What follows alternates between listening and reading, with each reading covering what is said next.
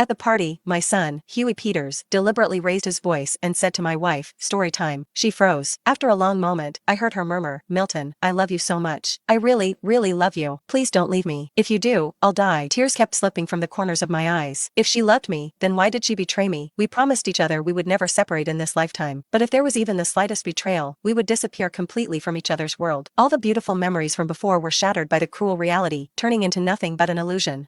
Early the next morning, perhaps because she sensed how different I was, or maybe it was guilt buried deep inside her, Penelope said she wanted to take Huey and me out to clear our heads. We've wanted to go to an amusement park for so long. We just never had the time. Milton, do you want to come with Huey and me? She rubbed her hands together and put on a pitiful look, trying to get a response from me. For once, Huey didn't show impatience. His eyes were full of anticipation about going to the amusement park. But Penelope didn't notice that her loosely fastened collar revealed her pale skin, covered in marks Darren had left behind. Right now, all I felt toward her was disgust. Huey moved fast. Before I could even react, he had already packed everything he wanted to bring and headed out on his own. After we arrived at the amusement park, Huey kept holding my hand, and Penelope took care of us every step of the way. If I pressed my lips together, she would immediately bring water to my mouth. If I looked at something for more than a second, she would call out that she wanted to buy it. They even went on all the rides I liked, but they had never dared to try before. Penelope was clearly exhausted, yet she held my hand tightly and refused to let go. Meanwhile, Huey leaned against me, looking genuinely happy. In the end, Penelope bought 3 charm bracelets and fastened them around our wrists. This way, everyone will know we're a family. We'll never be apart. I didn't say anything, but Penelope took my hand and placed it on her stomach. "Milton, I'm pregnant again. Huey's going to have a little brother. From now on, there'll be one more person in this family who loves you. Yay." Huey chimed in happily from the side. "I'll finally have someone to play with. I won't be bored every day anymore." I looked at their happy faces, and the anger in my chest nearly boiled over. They kept saying they loved me, but they betrayed me. And now, they expected me to raise a child she had with another man. What did I ever do to deserve this? When Penelope saw me sitting there in silence, my expression dark, her smile faded. She used sign language to repeat what she had just said. I almost forgot she still didn't know I could hear again. I looked at her without any expression, my voice cold to the bone. "Are you sure this child is mine, and not someone else's?" Panic flickered across Penelope's face. She quickly forced a smile. "What are you talking about? How could it be someone else's? Daddy, how can you doubt Mommy? I'm angry at you now," Huey snapped angrily. Before he could finish, his gestures were cut off by a ringing phone. Penelope stepped aside. It only took a moment, but when she came back, her face was full of apology. "I'm sorry, something came up at work, and I need to handle it." She looked at Huey, who immediately said, "Mommy, I'll go with you." With that, Penelope grabbed Huey's hand and left in a hurry. As she turned away, I caught a glimpse of the caller ID on her phone. It was Darren. I stood up expressionlessly, then took the charm bracelet off my wrist, tossed it into the trash, and walked outside. Since she cared so much about Darren, I would make room for him. From now on, the 4 of them could live their happy family life together. Over the next few days, Penelope and Huey didn't show up at all. They only came back occasionally, their faces etched with exhaustion. They moved around